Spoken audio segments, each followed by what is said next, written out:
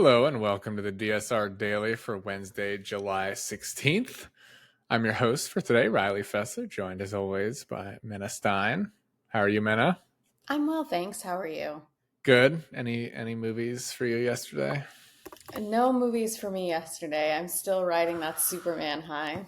Yeah, I continued my watch through of all the Disney Animation Studios movies in order. So I finished Melody Time and The Adventures of Ichabod and Mr. Toad last night. So nothing modern for me, but I've never heard of Melody Time. you know, it's okay. It's kind of like seems like back when they didn't really know what an animated movie was still supposed to be, so it's just a bunch of like mini stories over the span of Mhm. like an hour and 16 minutes. It Okay. was okay. It's about the best I can say about it. Some of it was good, some of it was not so good. Some of it was kind of racist, which is not good. But Yeah. it came out in like 1948 or 49, so it's a product of the time. But that's not why people are here. They're here for the news, and boy oh boy, do we have news today? So, Minna, why don't you just get us started? As much as I'd rather talk about Melody Time or whatever that old movie was called, you're right. We do have to talk about the news. And starting off with some strong news, Israel launched rare and direct airstrikes on central Damascus, targeting the Syrian Defense Ministry and areas near the presidential palace amid escalating clashes between Syrian government forces and Druze militias. The strikes, which followed a drone attack earlier the same day, are part of Israel's started effort to protect the Druze minority and push Syrian forces out of the region. Reports describe mounting civilian casualties, looting, and violence, with over 250 people killed in recent days and communication blackouts, leaving families separated from news. Israel has vowed to escalate its military response unless Syrian troops withdraw, while Druze communities in Syria, Israel, and abroad protest the ongoing violence and fear for their relatives' safety. So just add one more pylon to the pylon of horrific and sad news that's going on in the Middle East this Wednesday morning. Yeah, I mean, what's happening in Syria is horrifying, but I don't know if Israel bombing Damascus is going to help.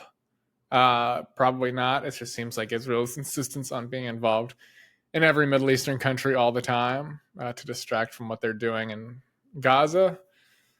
But unfortunately, it's not the only Israel story because I also have one, and that is the U.S. Ambassador to Israel, Mike Huckabee, has called for an aggressive investigation into the killing of 20-year-old Palestinian American Saifola Musalet, who was beaten to death by Israeli settlers in the West Bank town of Sinjil. Musalet, a Florida resident visiting family, died alongside his friend Mohammed al Shalabi, who was shot, according to the Palestinian Health Ministry. Huckabee, a longtime supporter of Israeli settlements, condemned the attack as a criminal and terrorist act and called for accountability.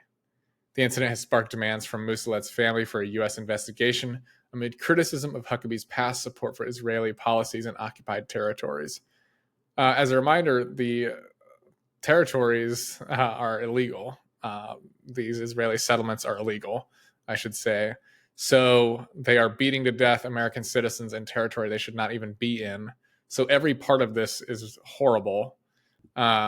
We should not only be horrified when it's an American killed, because Palestinians are being killed in the West Bank all the time by Israeli settlers who, once again, have no right to be there.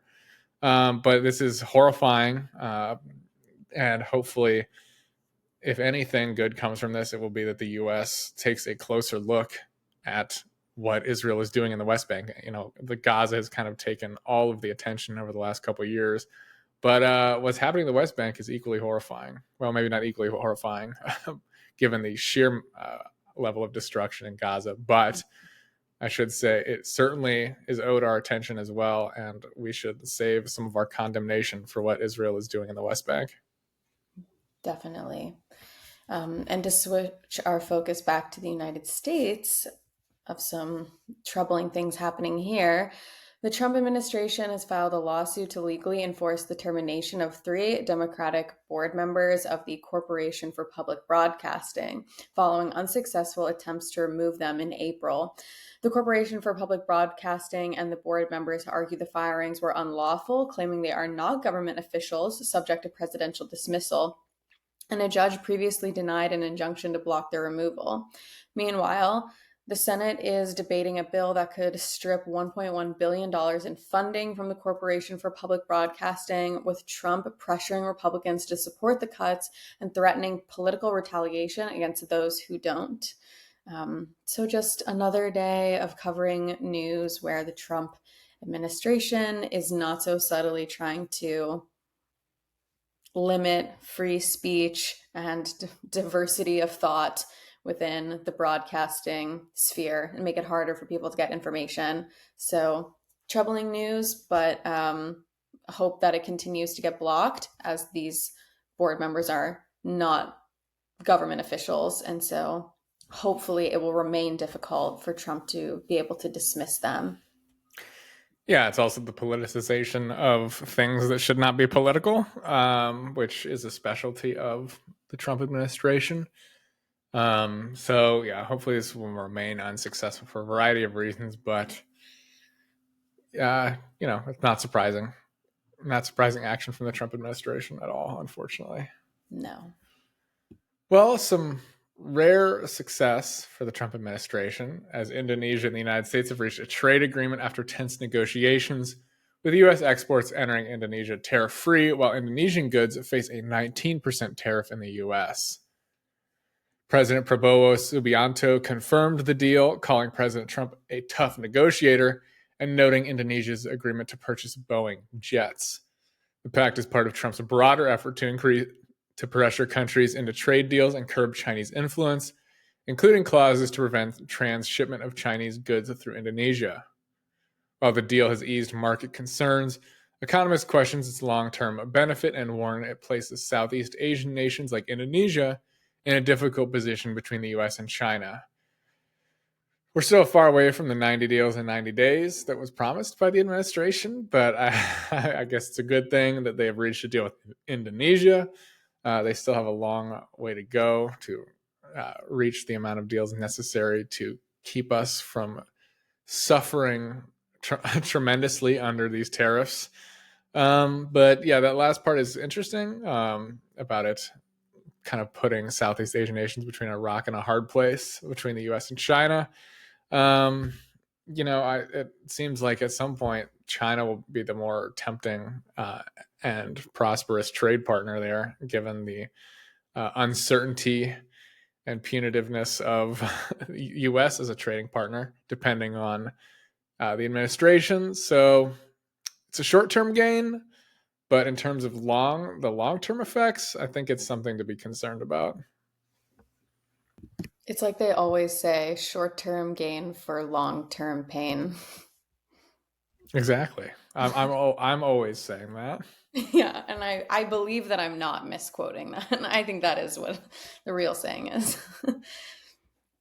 To end today's stories with something that's been going on kind of all week and causing some tension in the Republican Party, but that we have not talked about yet, that had a later development last night. House Speaker Mike Johnson is urging the Department of Justice to release all information related to Jeffrey Epstein and has called on Attorney General Pam Bondi to clarify her past comments suggesting she has access to a client list. The Trump administration has declined to release additional Epstein-related files, maintaining there is no evidence of foul play or a list of clients, despite growing pressure from some Republicans and conservative figures. Johnson, emphasizing transparency, wants the issue resolved quickly so the DOJ can focus on other priorities like violent crime, election integrity, and political investigations aligned with Trump's agenda. I feel like if those are the options, I'd rather we focus on Jeffrey Epstein than focus on election integrity and political Yeah. investigations. So, like, if this wants to draw out, if those are my two options, then that's fine. But it is interesting how this has caused so much chaos within the Republican Party.